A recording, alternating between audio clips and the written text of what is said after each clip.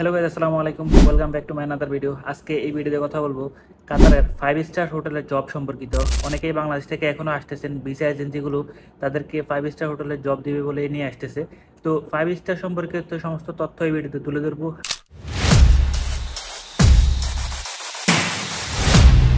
আপনি যদি আমার চ্যানেলে নতুন হয়ে থাকেন, অবশ্যই চ্যানেলটি সাবস্ক্রাইব করে দিবেন। বিভিন্ন তথ্য মতে কাতারে ছোট বড় মিলিয়ে প্রায় 400 কাছাকাছি হোটেল আছে। এই হোটেলগুলো পরিচালনা করে থাকে বিভিন্ন গ্রুপ, যেমন সারা পৃথিবী জুড়ে একর গ্রুপ হোটেল বিজনেস পরিচালনা করে থাকে। এছাড়া হিলটন গ্রুপ আছে।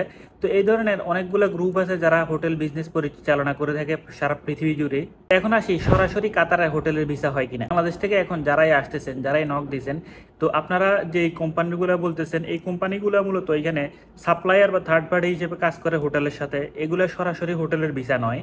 সরাসরি হোটেলের ভিসা হলে আপনার একর গ্রুপ অথবা আপনার যে হোটেলে আসতেছেন সেই হোটেলের নাম উল্লেখ থাকবে আপনার ভিসাতে, যে এই হোটেলের এমপ্লয়ি আপনি বা এই গ্রুপের সাথে আপনি কাজ করতেছেন, এই ধরনের নাম থাকবে।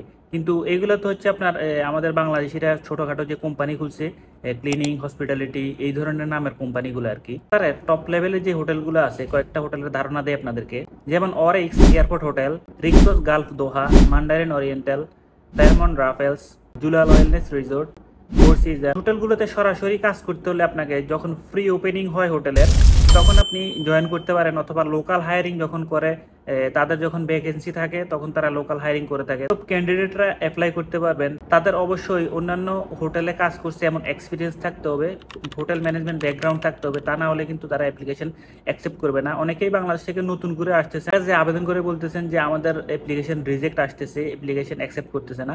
তো একবারে নতুন যারা, তাদের জন্য একটা পরামর্শ আছে, সামনে বলতেছি। যেমন কাতারের লুসাইলে রোজউড নামে একটা হোটেল আছে। এটা গত বছর ওপেন হওয়ার কথা ছিল, কিন্তু এখনো ওপেন হয় নাই।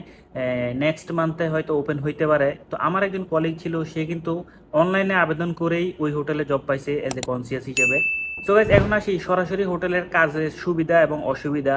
হিসেবে কাজ করলে এই কোম্পানির সুযোগ সুবিধা কেমন। আমাদের মেজরিটি অফ বাংলাদেশি ম্যাক্সিমামই আমরা যে প্রফেশনগুলোর জন্য আবেদন করে থাকি, সেগুলো হচ্ছে আপনার bellman, doorman, valley, cleaner, housekeeper, সর্বোচ্চ কনসিয়াস পর্যন্ত। প্রফেশনাল জবগুলোর জন্য স্যালারি আপনার 1800 থেকে 3500 রিয়াল পর্যন্ত হয়ে থাকে। এটা বিভিন্ন প্রতিষ্ঠানের উপরে নির্ভর করে। স্যালারি 28 থেকে 5 তারিখের ভিতরে পেয়ে যাবেন। ডিউটি 8 ঘন্টা, ট্রান্সপোর্টেশন, অ্যাকোমোডেশন, ফুড সবকিছুই ফ্রি। ইউনিফর্ম নিয়ে কোনো ঝামেলা থাকে না। ডিউটি শেষ করার পর লন্ড্রিতে ইউনিফর্ম দিয়ে গেলে সকালে আবার সেটা রেডি পাবেন। এই হোটেল লাইনে অনেকেই মনে করেন যে বেতন কম, কিন্তু এইখানে আরেকটা সুযোগ সুবিধা আছে, সেটা হচ্ছে ম্যাক্সিমাম হোটেলগুলোতে আপনার টিপস বক্স থাকে। যখন চেক ইন অথবা চেক আউট করে তখন কিন্তু আপনার এখানে টিপস দিয়ে যায় স্টাফদের জন্য। হোটেল স্টাফরা মাসে 2 বার এটা ডিভাইড করে নেয়। এখানে আপনার এক্সট্রা আরো 1000 থেকে 1500 বা অনেক হোটেলে 2000 রিয়াল পর্যন্ত আপনার টিপস পেয়ে থাকে। এখন আসি, আপনি যদি এজ এ থার্ড পার্টি হিসেবে কাজ করেন, আপনি যদি সরাসরি তাদের কোম্পানির আন্ডারে কাজ করেন, অথবা আপনি যদি ফ্রিল্যান্সার হিসেবে কাজ করেন, এই ক্ষেত্রে আপনার দুইটা সিস্টেমই ভিন্ন। ফ্রিল্যান্সার বা ফ্রি ভিসা হিসেবে কাজ করলে সম্পূর্ণ আপনার নিজের খরচ। তারা হয়তো আপনাকে সর্বোচ্চ 90 রিয়াল থেকে 100 রিয়াল পর্যন্ত পার ডে দিয়ে থাকে আর কি। আর যদি তাদের কোম্পানির আন্ডারে কাজ করেন, কোম্পানি আপনাকে অ্যাকোমোডেশন দিবে, ফুড দিবে, ট্রান্সপোর্টেশন দিবে, আইডি, এই সব কিছুই প্রোভাইড করবে। তো এইখানে সমস্যা একটাই হচ্ছে, থার্ড পার্টি হিসেবে কাজ করলে আপনার অন টাইম স্যালারি পাওয়া যায় না। আবার আপনার ছুটির জন্য প্রতি 2 বছরের রাউন্ড টিকিট দেয়, তারা প্রতি বছর দেয় না। সরাসরি হোটেলের সাথে কাজ করলে আপনি প্রতি বছরই পাবেন। থার্ড পার্টি হিসেবে কাজ করলে অনেক সময় দেখা গেছে 1 মাস 20 দিন পর স্যালারি পাবেন, অনেক সময় 2 মাসও সেটা ডিলে হয়। আবার কিছু কোম্পানি আছে 1 থেকে 10 তারিখের ভিতরে স্যালারি দেয়। এই সম্পূর্ণ সুযোগ সুবিধাগুলো নির্ভর করে হচ্ছে আপনার কোম্পানির উপর। 5 স্টার হোটেলে কাজ করার জন্য কিভাবে আবেদন করবেন।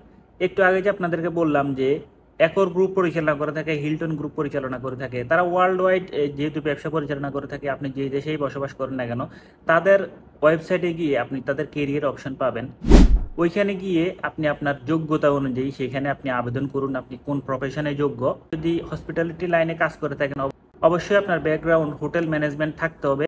আপনি হোটেলে কাজ করছেন, এই ধরনের অভিজ্ঞতা লাগবে। আমাদের অনেক বাংলাদেশি ভাইরা 5 স্টার হোটেলে কাজ করতেছেন, তারা যেভাবে এই পর্যায়গুলোতে আসছেন, তারা সর্বপ্রথম আপনার এজ এ থার্ড পার্টি হিসেবে সাপ্লায়ারের সাথে কাজ করছে। 5-6 মাস কাজ করার পর যখন কোনো হোটেলের ভ্যাকেন্সি খালি হয়, তারা ওয়েবসাইটে গিয়ে সেখানে আপনার আবেদন করছে, কিন্তু তারা জবগুলো ম্যানেজ করছে।